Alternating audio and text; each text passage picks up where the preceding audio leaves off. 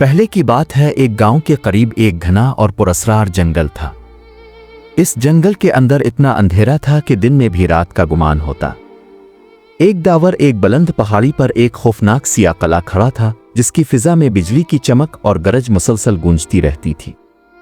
اس گاؤں میں ایک بہادر لڑکا رہتا تھا، جس کی ماں سالوں پہلے غائب ہو چکی تھی۔ وہ اپنے دل میں ایک عزم لے کر اس پراسرار قلعے کی طرف بڑھا۔ لڑکا جیسے ہی قلعے کے قریب پہنچا، اس نے دیکھا کہ دروازے کے پاس انسانی شکل کے کئی پتھر کے مجسمے کھڑے تھے۔ ان کے چہرے خوف میں جمے ہوئے تھے، جیسے کسی جادو کے زیر اثر وہ پتھر بن گئے ہوں۔ دل میں عجیب سا خوف لیے وہ قلعے کے اندر داخل ہوا۔ قلعے کے اندر ایک وسیع اور پراسرار ہال تھا، جہاں دیواروں پر جلتی مشعلیں لرزاں روشنی پھیلا رہی تھیں۔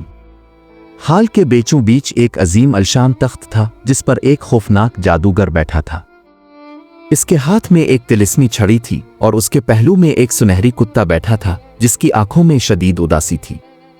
لڑکے کی آنکھوں میں حیرت اور صدمہ تھا جب اسے معلوم ہوا کہ یہ عام کتا نہیں بلکہ اس کی اپنی ماں تھی، جسے جادوگر نے اپنی جادوئی طاقت سے بدل دیا تھا۔ سنہری کتے کی آنکھوں میں آنسو چمکنے لگے، جیسے وہ اپنے بیٹے کو پہچان رہی ہو۔ جادوگر نے قہقہا لگایا اور کہا، اگر تم اپنی ماں کو بچانا چاہتے ہو تو تمہیں میرے 3 امتحان پاس کرنے ہوں گے۔ لڑکے نے بلا خوف و خطر اس کی آنکھوں میں آنکھیں ڈالیں اور چیلنج قبول کر لیا۔ پہلے امتحان میں اسے ہزاروں سوکھی پتیاں اکٹھی کرنی تھیں۔ رات کے اندھیرے میں وہ جنگل میں بکھری پتیاں جمع کرنے لگا، لیکن جیسے ہی وہ ہار ماننے والا تھا، اچانک ایک پراسرار ہوا چلی اور تمام پتیاں خود بخود ایک جگہ جمع ہو گئیں۔ وہ حیرت سے دیکھتا رہ گیا۔ جادوگر نے غصے سے اپنا عصا زمین پر مارا۔ یہ ممکن نہیں، وہ گر جا، مگر اب اسے دوسرا چیلنج دینا تھا۔ جادوگر نے لڑکے کو ایک غار میں بھیجا، جہاں ہزاروں چمکدار موتی بکھرے ہوئے تھے۔ اصل موتی کو پہچاننا ناممکن لگ رہا تھا، لیکن سنہری کتے نے اپنی دم سے ایک طرف اشارہ کیا اور لڑکے کو فوراً سمجھ آ گیا۔ اس نے وہی موتی اٹھایا جو جادوئی روشنی سے جگمگانے لگا۔ جادوگر نے گھمبیر آواز میں کہا، اب تمہیں میرا جادوئی تلوار اٹھا کر میرے ہی سر کو قلم کرنا ہوگا۔